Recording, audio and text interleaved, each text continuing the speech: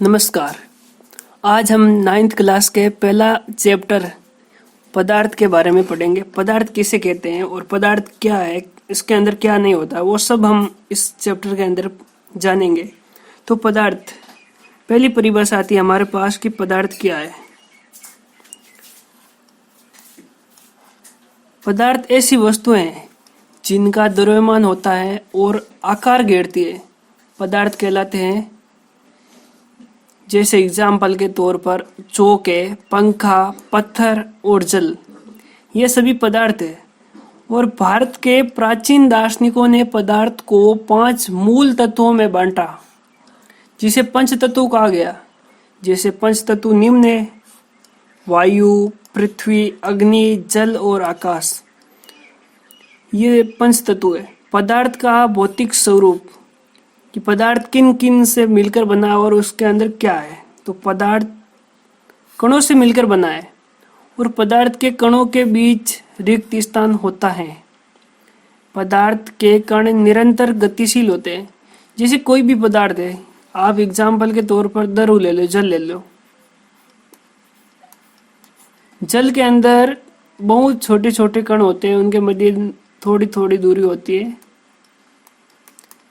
तो ये छोटे छोटे कणों से मिलकर बना होता है और ये कण निरंतर किसी बर्तन के अंदर या वस्तु के अंदर निरंतर गतिशील होते हैं। पदार्थ के कण एक दूसरे को आकर्षित करते हैं। जैसे कि 2 कण है पदार्थ के, तो ये आपस में हमेशा आकर्षित होते हैं। यहाँ पर एक क्वेश्चन है कि निम्न में से कौन से पदार्थ है। आपको एग्जाम्पल के तौर पर कुर्सी, वायु, स्नेह, गंध, घृणा, बादाम, विचार, शीत, नींबू पानी, इत्र की सुगंध, ये इतने सारे एग्जाम्पल दिए हुए हैं। उनमें से पदार्थ कौन कौन से है? तो पदार्थ के तौर पर उत्तर है कुर्सी, वायु, बादाम, नींबू पानी, इत्र की सुगंध और गंध।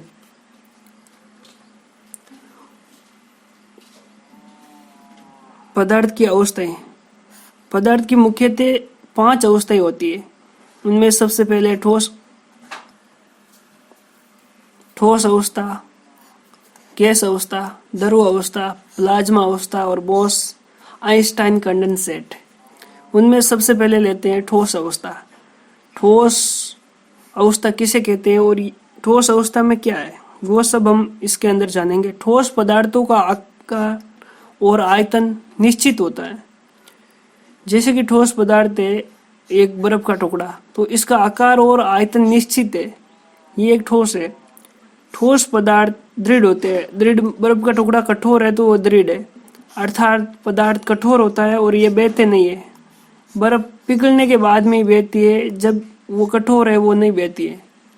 ठोस पदार्थ के कणों के बीच की दूरी नगण्य होती है। ठोस पदार्थ होने पर उनके अंदर छोटे छोटे कण होते हैं, उनके बीच में दूरी न्यूनतम होती है, अर्थात नगण्य होती है, न के बराबर।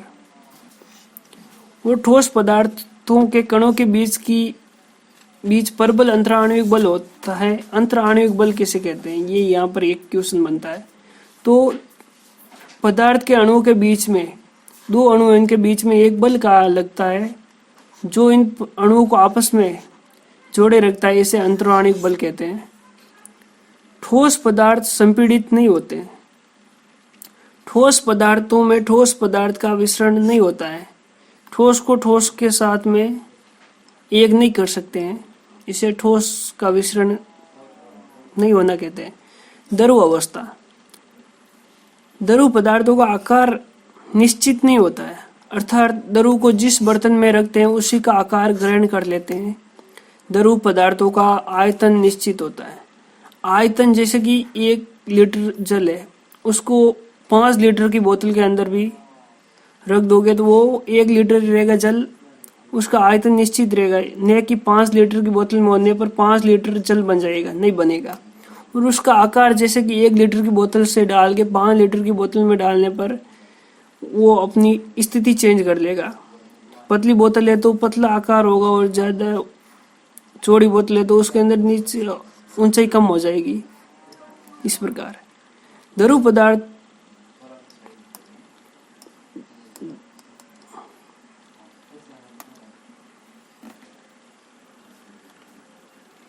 द्रव पदार्थों के कणों के बीच की दूरी ठोस पदार्थों की तुलना में अधिक होती है। जैसे कि ये दो कण हैं, तो ये द्रव के कण हैं, तो इनके बीच में ये दूरी ज्यादा होती है और ठोस के अंदर ये मध्य की दूरी न्यूनतम होती है।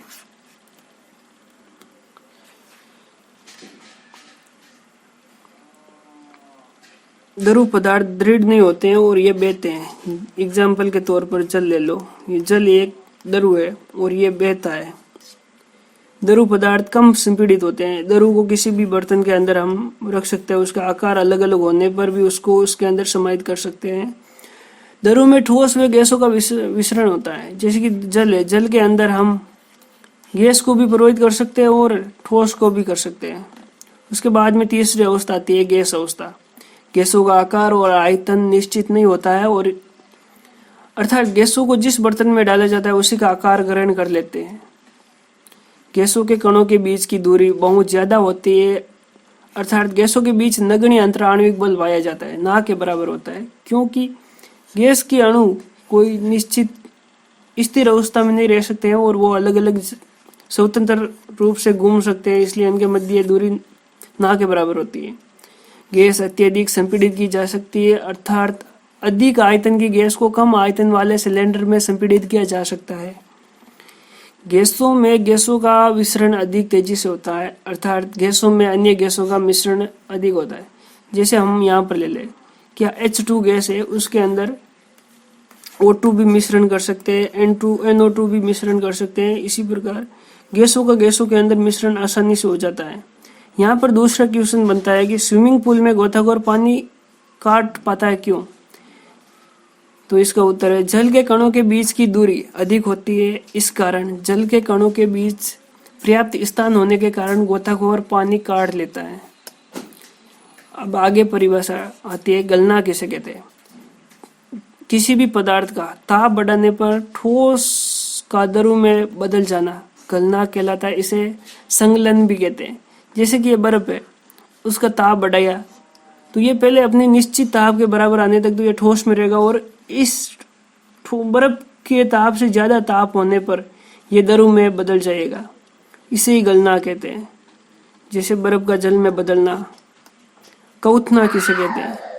ताप बढ़ने पर द्रव का गैस में बदलना क्वथना कहलाता है।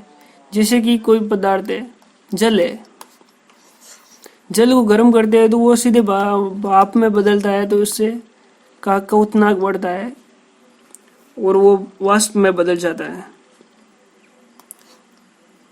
जैसे जल का भाप में बदलना। ऊर्ध्वपातन। ऊर्ध्वपातन दो प्रकार होते हैं, एक तो ठोस का गैस में और दूसरा होता है गैस का ठोस में। तो हम ऊपर पढ़ेंगे ऊर्ध्वपातन। ताप बढ़ाने पर ठोस का सीधे गैस में बदल जाना ऊर्ध्वपातन कहलाता है। जैसे कि बर्फ का भाप में बदल जाना। कपूर की गोली होती, उसको जब हम जलाते हैं तो वो द्रव में बदलने के बजाय सीधे गैस में बदल जाती है। इसे हम कहीं पर जलाने के लिए काम ले सकते हैं। हीमन किसे कहते हैं? हीमन दाब बढ़ाने पर द्रव का ठोस में बदल जाना हीमन कहलाता है। जैसे कि फ्रिज है, रेफ्रिजरेटर, उसके अंदर हम जल को रखते हैं तो जल पहले द्रव अवस्था में होता है, उसको दाब बढ़ता है, ठंडक मिलने के कारण वह बर्फ में बदल जाता है, तो इसे हीमन कहते हैं। संघनन। दाब बढ़ने पर गैस का द्रव में बदल जाना संघनन कहलाता है। बारिश का होना। जैसे कि दाब बढ़ा और ताप कम हुआ तो वो द्रव सीधे गैस से द्रव में बदल गया, इस संघनन कहते हैं। ऊर्ध्वपातन, हीमन संघनन। दाब बढ़ाने पर गैसों का सीधे ही ठोस में बदल जाना ऊर्ध्वपातन कहलाता है। ठोस कार्बन डाइऑक्साइड को शुष्क बर्फ भी कहते हैं, ये नोट पॉइंट है।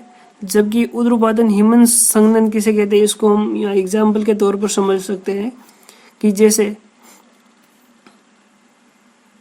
कोई गैस है तो गैस को दाब बढ़ाने पर वो सीधे ठोस में बदल गया, इसे हीमन संघनन कहते हैं। और यहाँ पर हम सर्किल के माध्यम से इस पूरे चक्र को समझ लेते हैं। जैसे कि एक ठोस पदार्थ है, ठोस पदार्थ का ताप बढ़ाया तो वो सीधे गैस में बदल गया, तो इसे उद्रुपातन कहते हैं। और जब गैस का हम वापस दाब बढ़ाते हैं तो वो ठोस बन जाता है, इसे हीमन संघनन कहते हैं। और यहाँ पर हम सीधे और भी समझ लेते हैं कि जैसे ठोस है, ठोस का ताप बढ़ाने पर वो द्रव में बदल जाता है, और द्रव का ताप बढ़ाते हैं तो वो गैस में बदल जाता है। जबकि गैस का दाब बढ़ाते हैं हम तो वापस वो संघनन होकर द्रव में बदल जाती है, और द्रव को वापस हम दाब बढ़ाते हैं तो वो सीधे ठोस में बदल जाती है। इसे हीमन मतलब ठोस होना, बर्फ बन जाना, ये हीमन कहलाता है।